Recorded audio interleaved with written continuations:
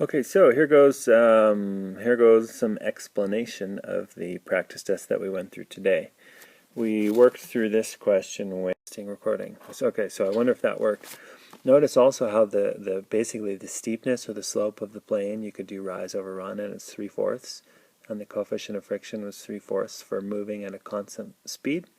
Will that always be the case? Yes. Would that be a good thing to memorize if you're a memorized type person? Sure. I drew out the block, the inclined plane and the block, and broke the weight into components that are parallel to and perpendicular to the plane. So the weight of the object is always mg. That would be, well, I'm not going to write. Yeah, I will. W equals mg. Okay, so this is how we calculate weight always, mass times the acceleration due to gravity. And it will always work out this way, where this angle is the same as the angle of inclination of the plane. Okay, so theta is the same as this angle. And you can picture that by a very sort of shallow plane and then a very steep plane. And if you actually drew them out, it'll be obvious to you. But the component parallel and component perpendicular will always end up being this way. And in this question it said that the block is sliding at a constant velocity, meaning the acceleration is 0, meaning the force in this direction, which is this component of the weight, is equal to the force in this direction, which is the force of friction. So we basically have that mg sine theta equals the force of friction, where force of friction is mu times the normal force. So the component the component perpendicular to the plane is always mg cos theta, and that is always the normal force, or F sub n. So we set these two things equal to one another using the fact that the cosine of theta equals 4/5. Check that out. Ooh. We don't even know the angle, but we know that the cosine of this angle is the adjacent over hypotenuse, or 4/5, and the sine of the angle is the opposite over hypotenuse, or 3/5. So we plug that in here, cancel, cancel, cancel, cancel. I love it. And we get that the coefficient of friction is 3/4. Notice in addition, alright, hopefully I didn't just erase all the words that I said. We're going to move on. Next question. Oh yeah, this one. Right.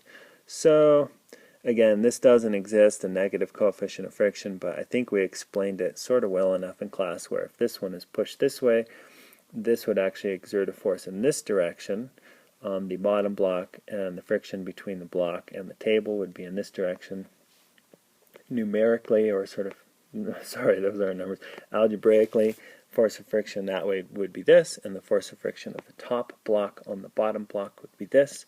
So we know that this one has to be greater than this if it is to actually accelerate. So we set that up, and it ends up being this.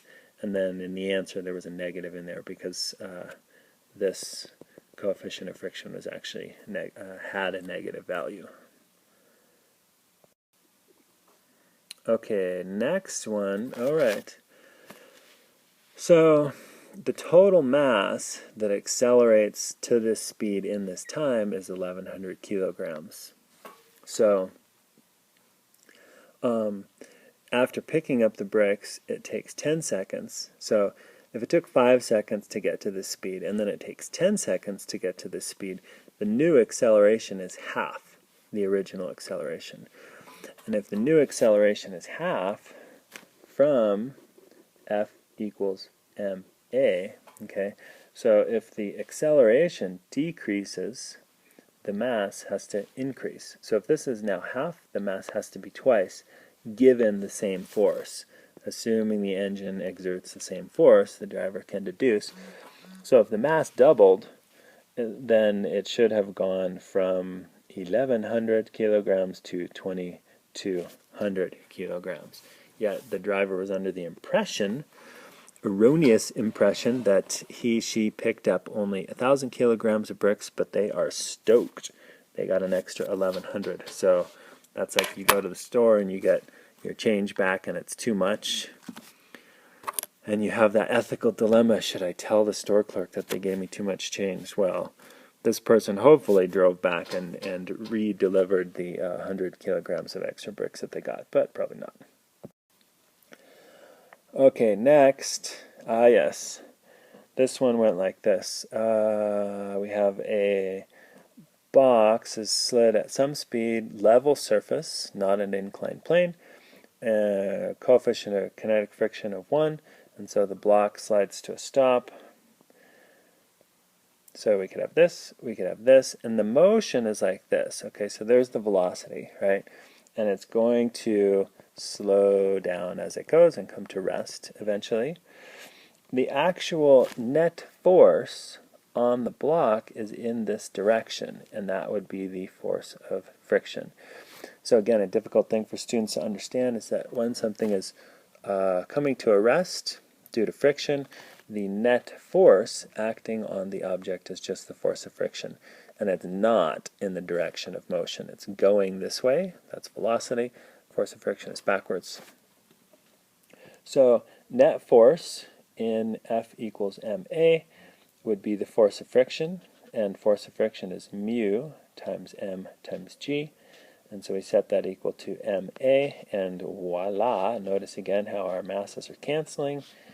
And let's see, I'm sorry, what is this question asking? It's been a long day. So mu is equal to 1, and we then get that g is equal to a, which looks like this. I don't really like that word deceleration, but we've seen it a couple times, so you know that that is referring to an acceleration that is in the direction opposite the direction of motion, so it is slowing down. Next up, 80 kilogram runner, it runs up a hill at 30-degree slope, constant velocity, minimum force, Okay, so as was explained, if the runner were sort of going up a ladder, the force they would have to exert would be equal to their weight. Force would equal weight, which would equal mg, which would be 80 times 10 or 800, or 800 newtons. However, they're not going up a ladder, they're going up this ramp or inclined plane. So they actually go a distance of 2 to increase their height by 1. Okay, so this is a mechanical advantage situation where the ratio of their height gained to the distance traveled is 1 to 2. Meaning the force they have to exert is half of the actual weight. Okay, so they go through a distance of 2 to raise their weight up a distance of 1, meaning the force they have to exert is only half of their actual weight. I drew a triangle over here. Looks good. So you know the basic 30, 60, 90, 1, 2 for hypotenuse, and root 3. So the ratio of the distance they go to the height they gain is 2 to 1 or 1 to 2.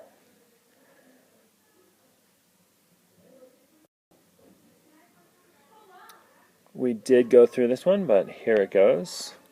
So you could actually push pause and solve this again. Barbara's pushing horizontally a 15 kilogram carton across the floor. So we have this type of situation. We have a push, we have a mass, 15 kilograms. Coefficient of friction is 0.2, so mu is 0.2. Bunch of middle schoolers walking across the hallway, so that's probably interrupting the sound, but I'm going to keep going. If the carton is accelerating at a rate of 0.3 meters per second, so net force equals ma. Mass,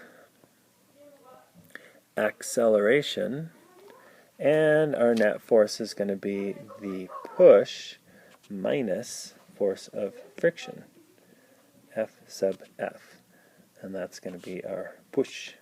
So this is equal to push minus force of friction, which is, instead of mu, I'm going to write 0.2, and m, which is this, and g, which is this. Okay, so solving, adding, we ended up with this for the push. And for this one, which we already did, we have 20 kilograms.